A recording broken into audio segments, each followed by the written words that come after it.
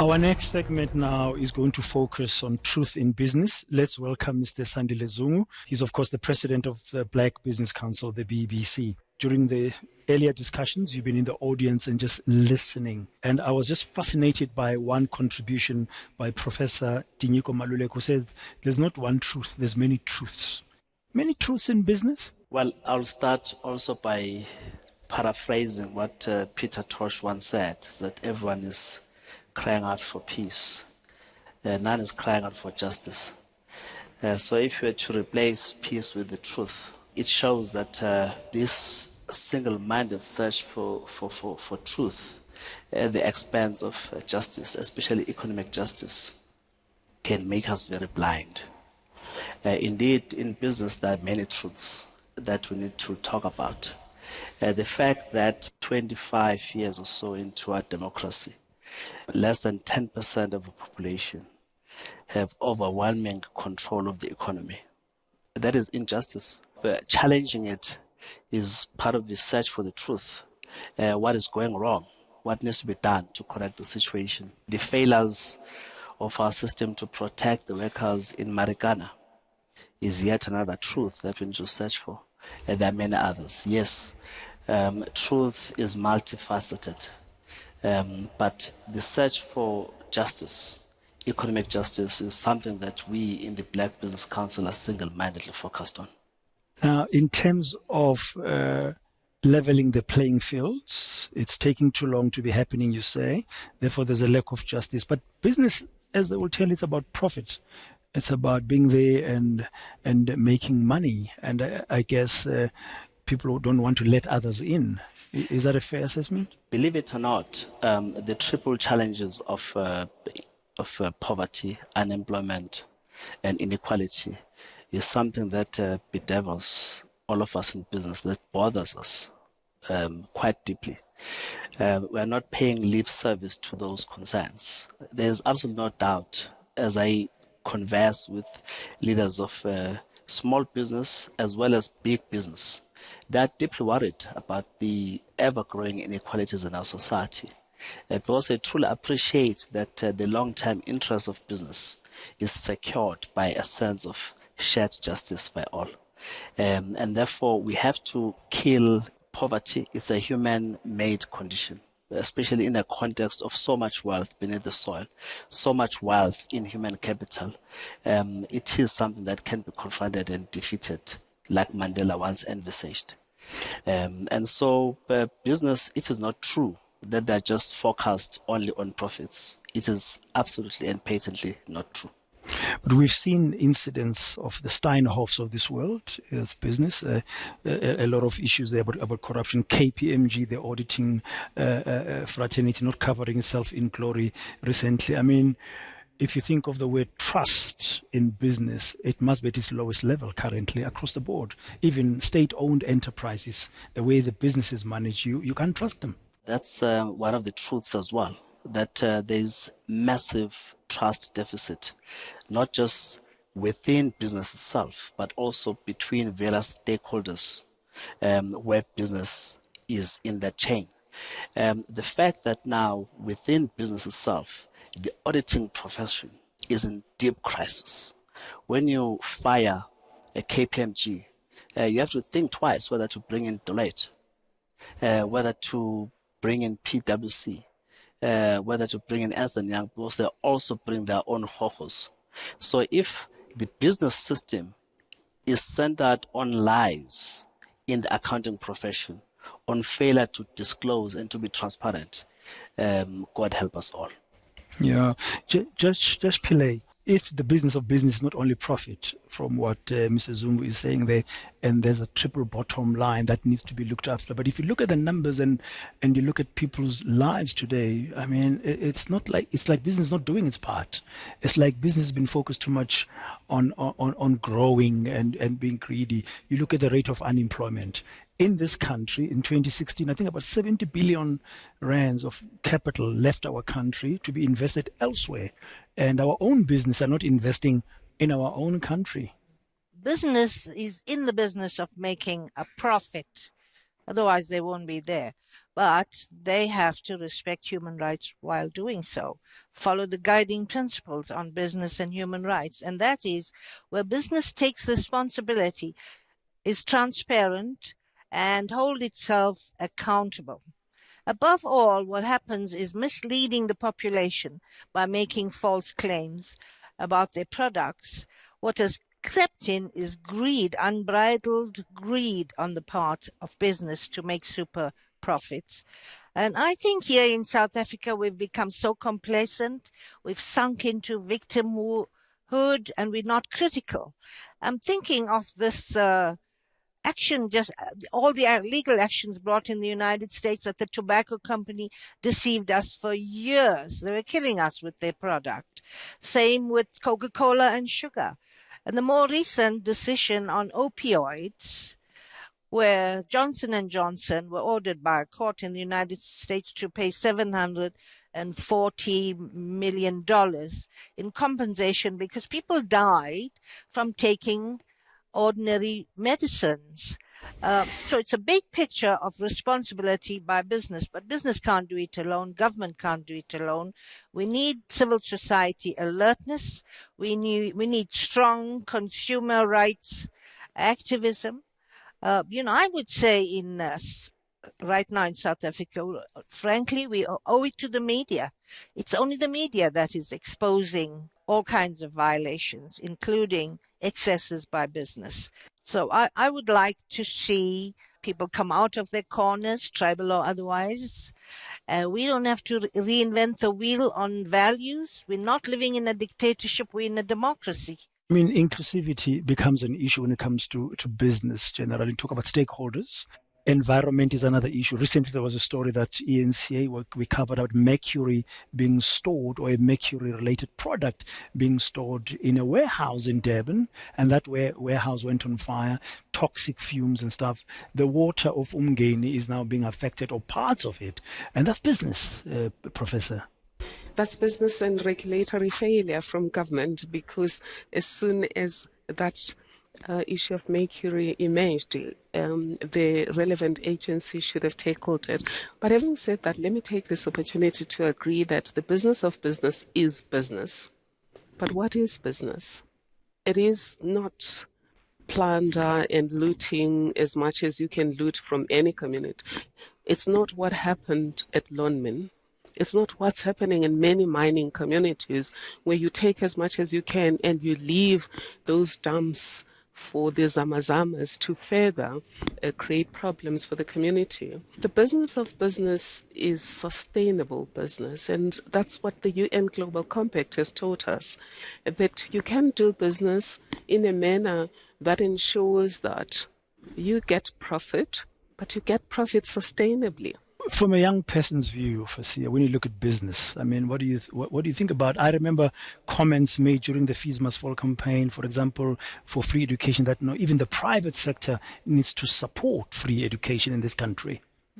I have very strong views about the role of the private sector. I think the private sector in this country has gotten away with a lot, particularly about a lack of reinvesting in South African society, which is very much where the call came from, that your PwCs, your Deloittes, etc., benefit from the top graduates of all of our public institutions, and yet we'll give out 5 bursaries and say, oh, that's our CSI, that's it. When in actual fact, that's not really reinvesting in society. But I also think we have to be a lot more honest about private sector corruption. And I also think there's a big, big role for us as society to hold the private sector more accountable, right? Knowing our rights. There's the Consumer Protection Act, which I can use to hold the private sector accountable. There's the Competition Commission that we can go to. I mean, a small example is data costs. As South Africans, we're being robbed blind with data costs, when in actual fact, it can be given to us at a much, much cheaper rate. And it's not just about access to Instagram or Facebook.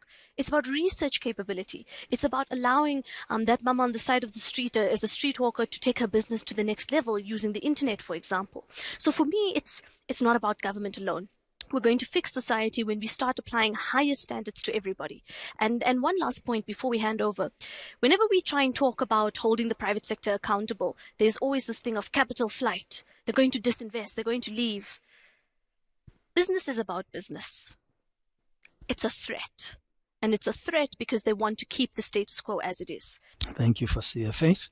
That it's only fair to bring in corruption watch into this conversation and call it what it is. And Zandile, I mean, listening to this, I mean, looking at what Fasiha was saying about the need for accountability and the role of civil society to actually call it what it is and also know our rights and know when to stand up and know what to call it. And when it's corruption, it's corruption. It does not matter whether it happens in the private sector or the public sector, the role of corruption. That's very true. And I think business has been, by and large, the missing voice in the fight against corruption. However, as even Corruption Watch, it's hard for us to even receive reports from business itself. But I, of course, would have suspect that, one, there aren't reporting channels within the business sector itself. It's not easy for people to report these incidences when they come across them.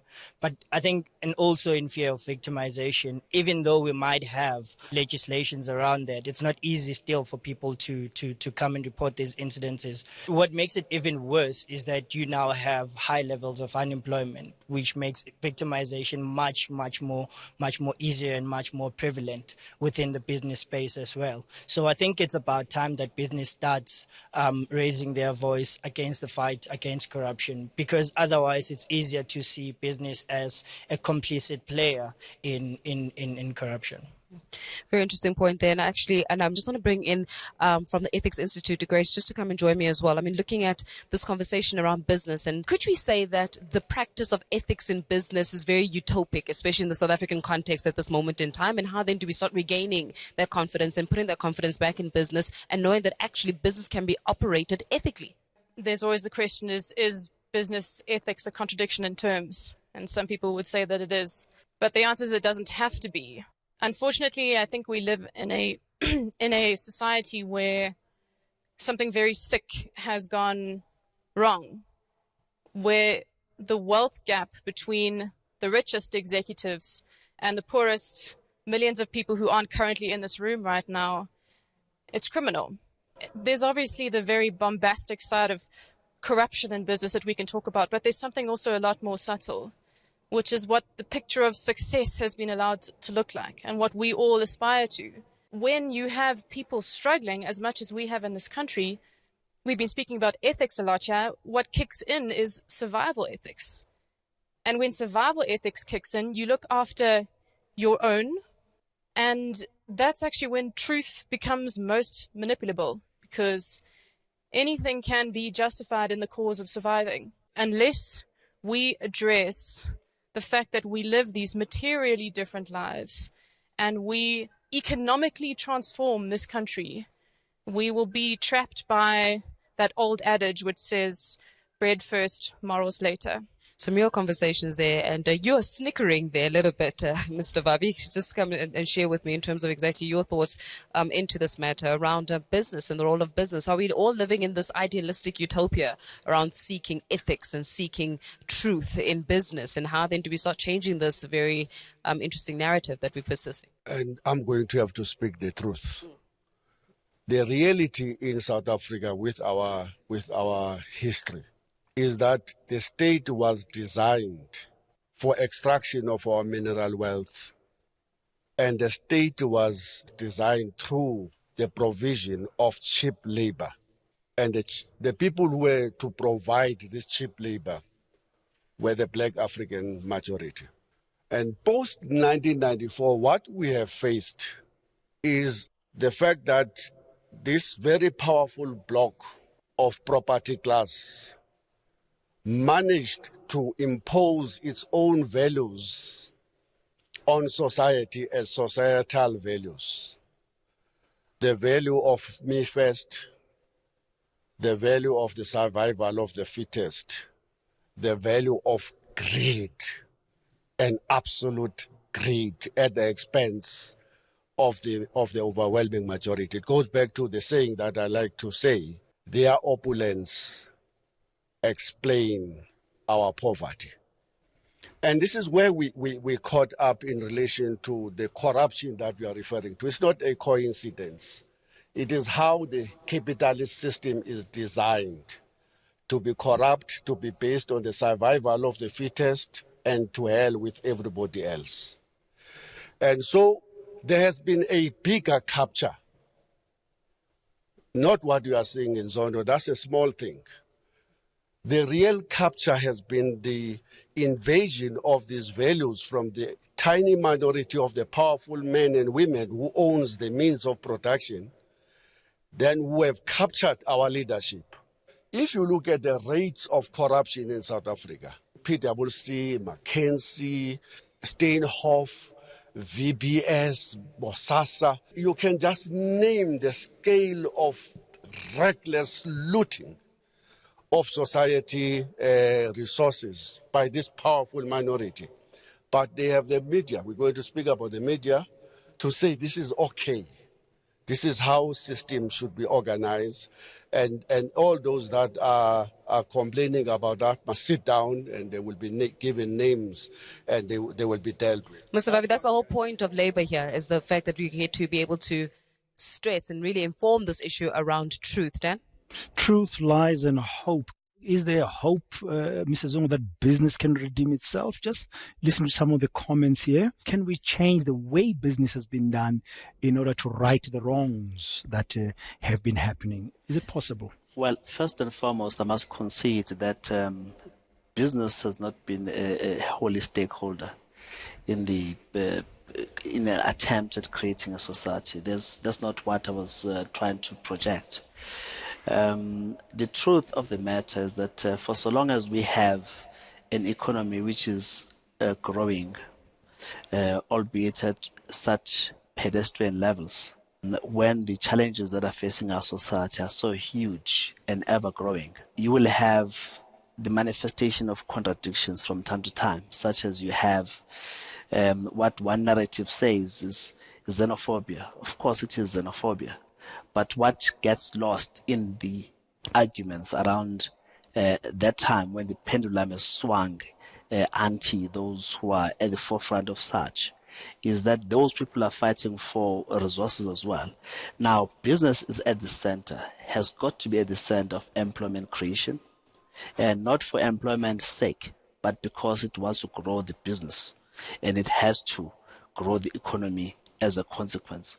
And business has got to be at the center of this debate around what real values need to inform a South Africa of the future. That's why we have to place greater weight on structures such as NETLEC, for example, because they foster a moderated dialogue, a social a conversation, which includes all stakeholders. Some people have argued that NETLEC has become a little bit toothless, or maybe it needs to be reformed so that it can have more teeth and really be able to drive that socio-economic transformation that we need. The truth is that what defines us as society, as South Africa, is that we are a nation, a society that enjoys dialogue.